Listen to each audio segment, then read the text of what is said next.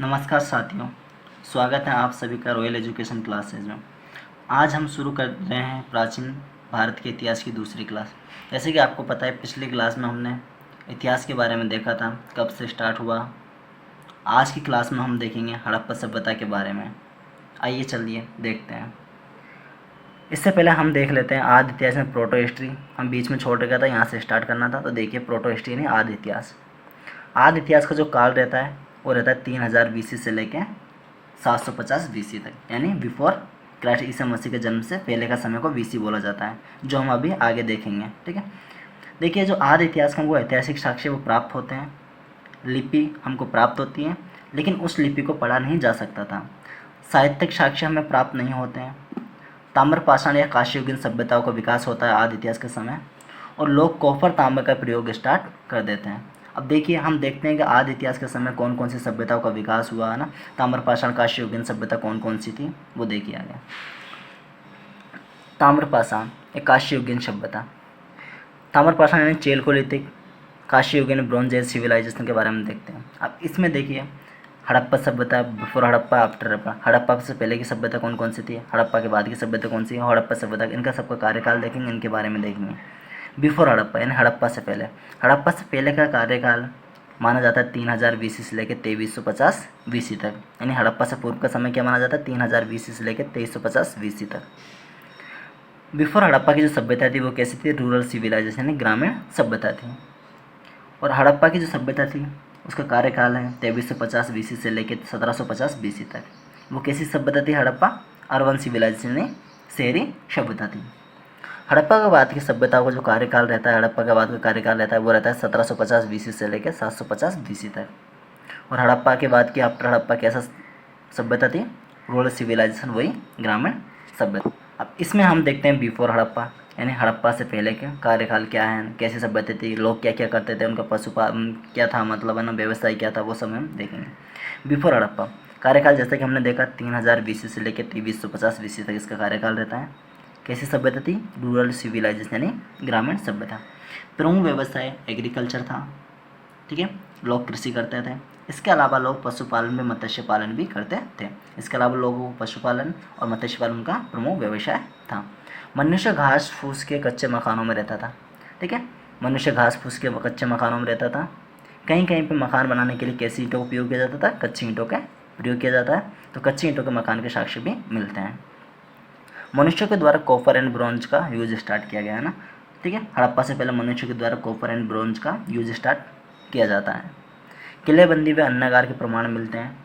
ठीक है, जो वहाँ पर जो लोग रहते थे उसके चारों तरफ जो कबीले होते थे उसके चारों तरफ क्या किया जाता था, किलेबंदी की जाती थी। वह अन्नागार के प्रमाण भी मिलते हैं। अब देखते हैं मेजर साइट कौन कौन सी थी हड़प्पा से पहले की, जो मेजर साइट्स वो कौन कौन सी थी उनके बारे में देखिए। मेजर साइट पहली है मुंडगी का ना, जो कहाँ पे पड़ती है, अफगानिस्तान में ना। उसके अलावा दो साइट मेहरगढ़ एंड कोरजी, ये कहाँ पे है, पाकिस्तान में। उसके अलावा राखीगढ़ी, बनावली, कालीबंगा, ये केस की साइट है, इंडिया की साइट है। उसके बाद में देखिए सिंधु घाटी सभ्यता यानी हड़प्पा सभ्यता। अब देखिए, आप हड़प्पा सभ्यता के बारे में देखेंगे। इसका नाम हड़प्पा सभ्यता, कैसे कार्यकाल क्या था, कैसी सभ्यता थी। ठीक है, उसका इससे पहले हम देखते हैं इस क्षेत्र में दिखाया गया है कि जो हड़प्पा सभ्यता थी उसके अलावा, मतलब उसके आसपास कौन कौन सी सभ्यता को इसके साथ विकास हो रहा था उनके बारे में देखेंगे। तो सिंधु घाटी सभ्यता, हड़प्पा सभ्यता। देखिए, अफ्रीका में एक सभ्यता जिसका नाम क्या था, नील सिविलाइजेशन ना, नील सभ्यता, जो कौन सी नदी के किनारे विकसित हुई थी, नील रिवर के किनारे।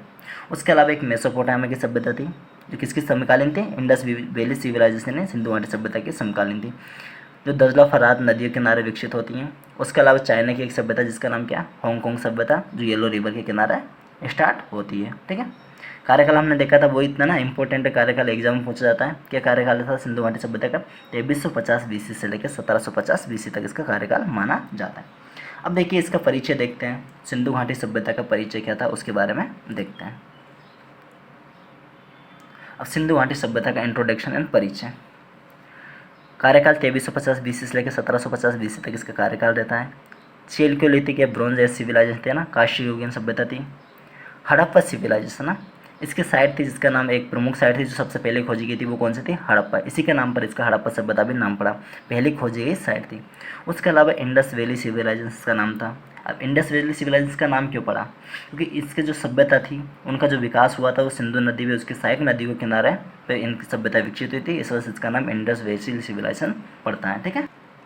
समकालीन सभ्यता। अब देखिए इसके समकालीन सभ्यता जैसे हमने अभी देखा था क्षेत्र में कौन कौन सी सभ्यता थी। एक तो मेसोपोटामिया की सभ्यता थी जो दजला फरात नदी के किनारे विकसित हुई थी। नील सिविलाइजेशन थी, वो नील नदी के किनारे विकसित हुई। एक हांगकांग सभ्यता देखी थी जो चाइना में, कौन सी? येलो रिवर के किनारे। अब देखिए सिंधु घाटी सभ्यता का हिस्टोरिकल बैकग्राउंड देख लेते हैं ना, कि भाई उसकी खोज कैसे हुई, सर्वप्रथम किसने खोज की, किसने उसकी ओर ध्यान दिया, वो सब इसमें हम देखेंगे। 1826 की बात है, सबसे पहले चार्ल्स मैसन ने इस ओर ध्यान दिया ना, चार्ल्स मैसन सबसे पहले इस ओर ध्यान देते हैं। उसके बाद में 1856 में लाहौर से कराची के बीच एक ट्रेन का ट्रैक बिछाया जा रहा था, तब दोबारा इस ओर ध्यान दिया गया 1856 में। पहले 1826 में सबसे पहले चार्ल्स मैसन इस ओर ध्यान देते हैं, उसके बाद 1856 में लाहौर से कराची के बीच में रेलवे ट्रैक बिछाया जा रहा था, तब दोबारा इस ओर ध्यान दिया गया। उसके बाद में 1861 में जनरल कनिंघम ने इस सिविलाइजेशन का व्यापक सर्वेक्षण किया ना। 1861 का ना कभी कभी एग्जाम में पूछ लिया जाता है ना कि कौन था वो? General Cunningham. इसने सिविलाइजेशन का व्यापक सर्वेक्षण किया था। कब किया था? 1861 में, ध्यान रखना। ठीक है। और जो जनरल कनिंघम थे उनको ही भारतीय पुरातत्व का जनक कहा जाता है, ये ध्यान रखना। ठीक है। 1921 में जॉन मार्शल के नेतृत्व में दयाराम साहनी ने हड़प्पा की खोज की थी ना। किसके नेतृत्व में? जॉन मार्शल के नेतृत्व में दयाराम साहनी हड़प्पा सभ्यता की खोज करते हैं।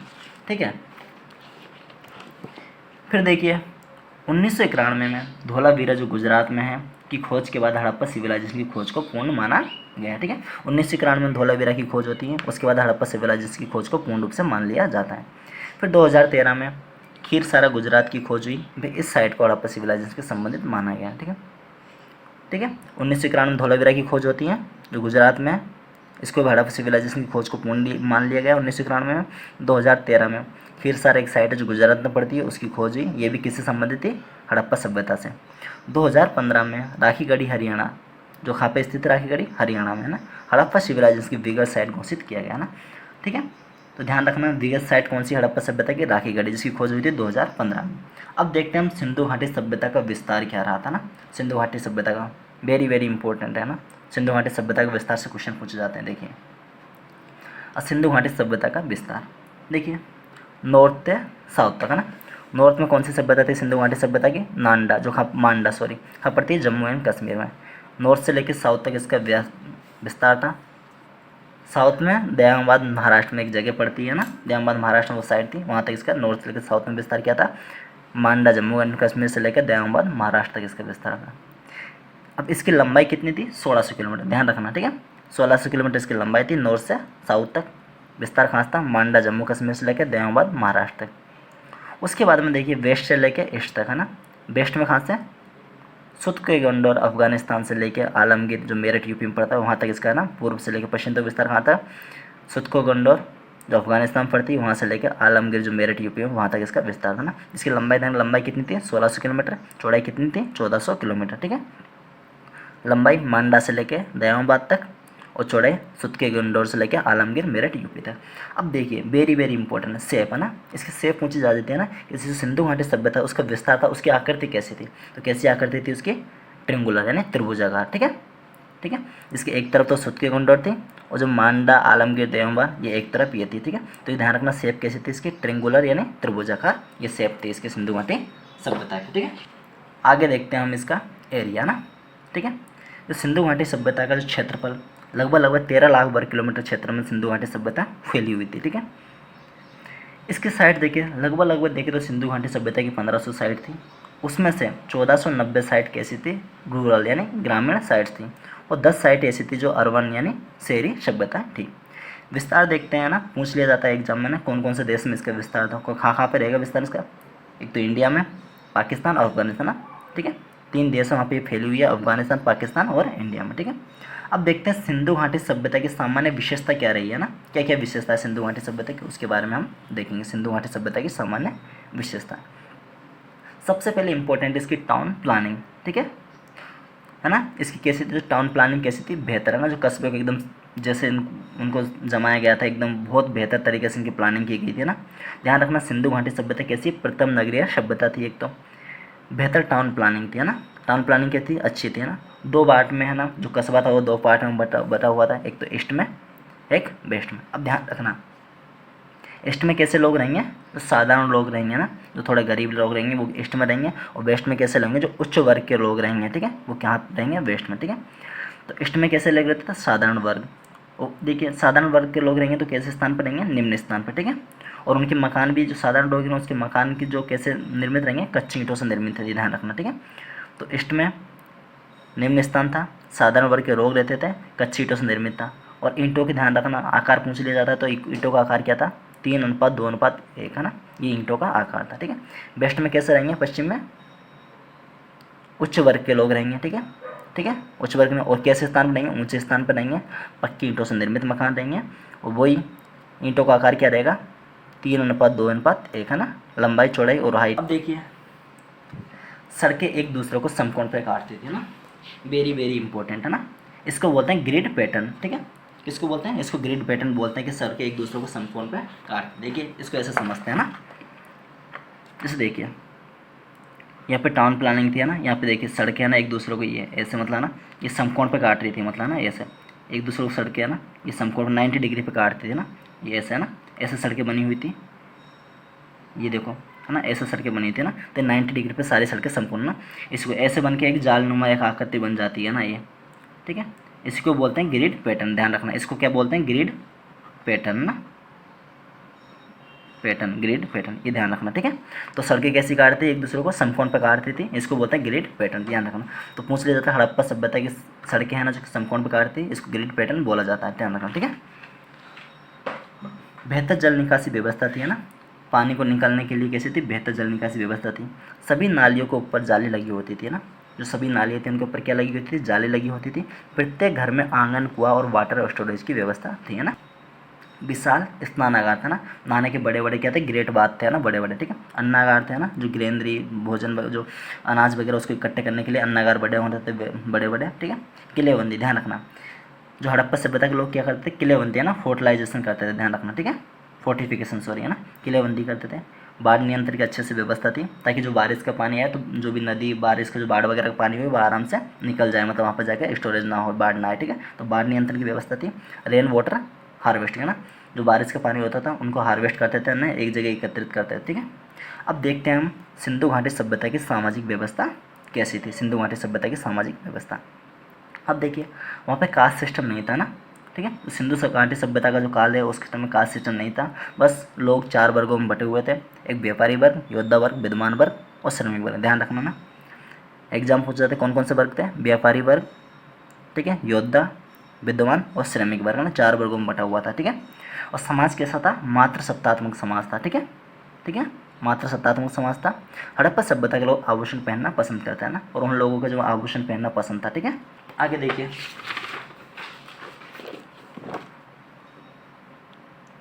अब मनोरंजन के स्रोत क्या थे, है ना। मनोरंजन के लिए हड़प्पा सभ्यता के लोग क्या करते थे, चेस खेलते थे, हंटिंग करते थे, ठीक है, चेस खेलते थे और शिकार करते थे, ठीक है। स्क्रिप्ट, है ना, लिपि, ध्यान रखना, है ना, स्क्रिप्ट के बारे में पूछा जाता है ना, कि लिपि कौन सी थी उनका ना, वेरी वेरी इंपॉर्टेंट, ध्यान रखना, ठीक है ना। स्क्रिप्ट कौन सी थी, ब्रोस्टोफेडोन ना, ब्रोस्टोफेडोन वो स्क्रिप्ट थी, इसमें कितने अल्फ़ाबेट होते थे, 64 अल्फ़ाबेट होते थे, ध्यान रखना, ठीक है। तो लिपि कौन सी थी उनकी, ब्रोस्टोफेडोन लिपि थी, जिसमें 64 अल्फ़ाबेट होते थे, ध्यान रखना। अब देखिए ये लिपि कैसे लिखी जाती थी, है ना, ये राइट टू लेफ्ट लिखी जाती थी, फिर लेफ्ट टू राइट, है ना, वैसे देखिए ऐसे लिखा है ना, राइट टू लेफ्ट दिया, फिर लेफ्ट टू राइट, है ना, तो राइट से लेफ्ट, लेफ्ट से राइट, ये लिखी जाती थी, ठीक है, ये लिपि, है ना। लिपि का नाम क्या है, ब्रोस्टोफेडोन। कितने अल्फ़ाबेट थे, 64 अल्फ़ाबेट। देखिए देखिए, अब सिंधु घाटी सभ्यता का हम अर्थव्यवस्था के बारे में देखते हैं, कि सिंधु घाटी सभ्यता का व्यवसाय क्या था, उनको क्या करते थे, किन की खेती करते थे, वो उनके बारे में देखते हैं। अब सिंधु घाटी सभ्यता की अर्थव्यवस्था में देखें, प्रमुख व्यवसाय, सॉरी व्यवसाय नहीं होगा, इसकी जगह पर प्रमुख फसलें, किन किन फसलों की खेती करते थे ना। तो प्रमुख फसलों कौन कौन सी थी, गेहूँ, जौ, चावल, है ना, इनकी खेती करते थे। पशुपालन में देखिए तो क्या पालते थे, गाय हो गई, बैल हो गए, बकरी, है ना, इनका पालन करते थे। सबसे पहले कपास की, एक कॉटन की फसल जो हड़प्पा सभ्यता में उगाई गई थी, ध्यान रखना ना, तो कपास जो कॉटन है उसकी फसल सबसे पहले कब उगाई गई थी, हड़प्पा सभ्यता में उगाई गई थी। Water system and current system दोनों मौजूद थे। ठीक है, वाटर सिस्टम यानी विनिमय सिस्टम और करेंसी सिस्टम यानी मुद्रा का जो सिस्टम था, दोनों ही मौजूद थे। वाटर का मतलब होता है विनिमय सिस्टम, जैसे मतलब मान के चलिए एक एक इंसान के पास मान के चलिए आटा है ना, एक इंसान के पास कोई जानवर है ना, ठीक है, किसी के पास, अब उनको आदान प्रदान करना है चीज़ों को, तो वस्तुओं के बदले आदान प्रदान होता था, वस्तु विनिमय होता था ना, है ना। किसी को मतलब एक को आटा दे दिया, उसके बदले उससे कुछ ले लिया, दाल ले लिया, मतलब ना ऐसी चीज़ों का आदान प्रदान हो गया, उसको बोलते हैं वाटर सिस्टम यानी वस्तु विनिमय प्रणाली। करेंसी सिस्टम भी था ना, मुद्रा से व्यापार होता था ना, मुद्रा के बदले भी सामान खरीदा जाता था, दोनों ही सिस्टम मौजूद थे। हड़प्पा सभ्यता में इंटरनल एंड एक्सटर्नल दोनों ट्रेड होते थे, है ना। हड़प्पा सभ्यता के लोग क्या करते थे, इंटरनल एक्सटर्नल दोनों तरह के व्यापार करते थे। अब देखिए इंटरनल आंतरिक और बाहरी व्यापार दोनों ही करते थे। अब देखिए आंतरिक व्यापार कहाँ करते थे ना, तो देखिए अंदर ही व्यापार होगा तो रोड और रिवर के द्वारा व्यापार करते थे ना, तो हड़प्पा सभ्यता के जो अंदर है ना, रोड एंड रिवर के द्वारा व्यापार होता था। अब बाहर जो व्यापार करना है दूसरी सभ्यताओं से, मतलब जैसे मेसोपोटामिया की सभ्यता थी उस टाइम में ना, जो दजला फरात नदी किनारे थी, नील सिविलाइजेशन थी, हांगकांग सभ्यता थी, इनसे जो व्यापार वगैरह होता था वो किसके द्वारा होता था, समुद्रों के द्वारा ना, दूसरी सभ्यताओं के साथ में।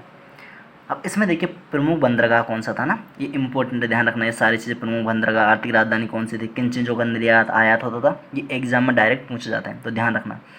प्रमुख बंदरगाह कौन कौन से थे, सुतकेगंडोर जो अफगानिस्तान में प्रेजेंट में, लोथल जो गुजरात में। ठीक है, ये प्रमुख बंदरगाह थे उस टाइम के ना, कौन कौन से थे, सुतकेगंडोर जो अफगानिस्तान में और लोथल जो गुजरात में ना, यहाँ पे प्रमुख बंदरगाह थे, ध्यान रखना दोनों पे। ठीक है, कौन कौन सी सभ्यता में, सुतकेगंडोर और लोथल में ना, ये प्रमुख बंदरगाह होते थे। ठीक है, आर्थिक राजधानी कौन सी थी, चन्हुदड़ो, ये ध्यान रखना। ठीक है, हड़प्पा सभ्यता की आर्थिक राजधानी कौन सी थी, चन्हुदड़ो।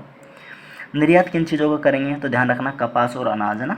ठीक है, कपास यहाँ ना, कपास ही हड़प्पा सभ्यता में पहली बार खेती स्टार्ट किया था, बताना सबसे पहले हड़प्पा सभ्यता में कॉटन की फसल उगाई करती है, तो उनका निर्यात किन करें, कपास का, और अनाज उगाते हैं उनका निर्यात करते थे, ध्यान रखना। ठीक है, तो कपास अनाज का निर्यात करते थे। आयात करते थे सोना का, सोना कहाँ से करते थे, कर्नाटक से, ध्यान रखना। तांबे का, तांबा हमारा खेतरी राजस्थान है, राजस्थान से, वहाँ से इसका आयात होता था। सिल्वर चांदी व टिन का आयात कहाँ से करते थे, अफगानिस्तान से। ठीक है, तो ध्यान रखना।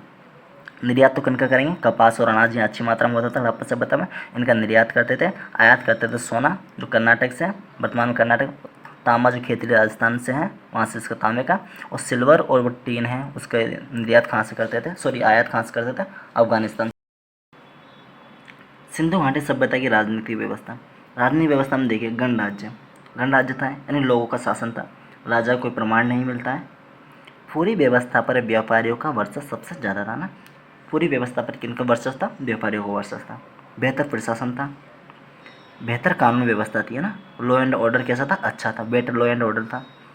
ट्यून एंड जुड़वा capital of Indus valley civilisation किसको बोला जाता है, हड़प्पा को, मोहनजोदड़ो को। ठीक है, हड़प्पा और मोहनजोदड़ो को twin capital of Indus valley civilisation बोला जाता है। उससे पहले हमने अभी देखा था कि हड़प्पा सभ्यता की आर्थिक राजधानी कौन सी थी, चन्हुदड़ो। ठीक है, हड़प्पा सभ्यता की आर्थिक राजधानी चन्हुदड़ो थी, और ट्यून कैपिटल कौन सी थी हड़प्पा सभ्यता की, वो थी मोहनजोदड़ो एंड हड़प्पा। उसके अलावा देखिए जो सिंधु घाटी सभ्यता थी उसकी धार्मिक व्यवस्था क्या थी, धार्मिक व्यवस्था में देखें तो मंदिर पुजारी के प्रमाण नहीं मिलते हैं हमको, सिंधु घाटी सभ्यता से मंदिर और पुजारी के प्रमाण नहीं मिलता है। प्रकृति पूजा का प्रमाण मिलते हैं, प्रकृति पूजा में किसकी पूजा करते थे, पीपल की पूजा करते थे। जानवरों की पूजा करते थे, जानवर की पूजा में किसकी पूजा करेंगे, कुंवर, बाले, बैल की। ठीक है, ठीक है, किसी व्यक्ति या भगवान की पूजा करता था, ध्यान रखना मंदिर पुजारी के कोई प्रमाण नहीं मिलते हैं, व्यक्ति या भगवान की पूजा करता, और जिसमें से किसकी पूजा करते थे, ध्यान रखिए। ठीक है, मेल गॉड में किसको मानते थे, शिव पूजा करते थे, शिव पूजा करते थे। और इसमें जो सिंधु घाटी सभ्यता की खोज हुई उसमें एक योगी को मेडिटेशन करते हुए भी दिखाया गया है। ठीक है, एक मूर्ति मिली जिसमें एक योगी है जो मेडिटेशन कर रहा है। ठीक है, इससे पता चलता है कि शिव पूजा करते थे। मेल गॉड की में किसकी पूजा करते हैं, शिव पूजा। फीमेल गॉड में किसकी पूजा करते हैं, योनि पूजा एंड फाइलम वर्शिप, है ना। फीमेल गॉड में देखें तो योनि की पूजा करते थे, ठीक है, और मातृ देवी की पूजा करते थे, ये ध्यान रखना फीमेल गॉड में। ठीक है, ध्यान रखना स्वास्तिक का पहली बार यूज भी कब हुआ था, सिंधु घाटी सभ्यता में, वेरी वेरी इंपॉर्टेंट। ठीक है, तो स्वास्तिक का पहली बार यूज कब होता है, सिंधु घाटी सभ्यता में। अब देखिए हड़प्पा सभ्यता की उत्पत्ति, इसके बारे में हम पढ़ेंगे नेक्स्ट क्लास में। तो साथियों आज की हमारी दूसरी क्लास यहीं समाप्त होती है। हमने जाना कि कैसे भारत की प्राचीन सभ्यता जैसे हड़प्पा सभ्यता हमारे गौरवशाली इतिहास का हिस्सा रही है। ठीक है, अगली क्लास में मिलेंगे एक और महत्वपूर्ण टॉपिक के साथ। तब तक पढ़ते रहिए, सोचते रहिए और जुड़िए रॉयल एजुकेशन क्लासेस के साथ। धन्यवाद।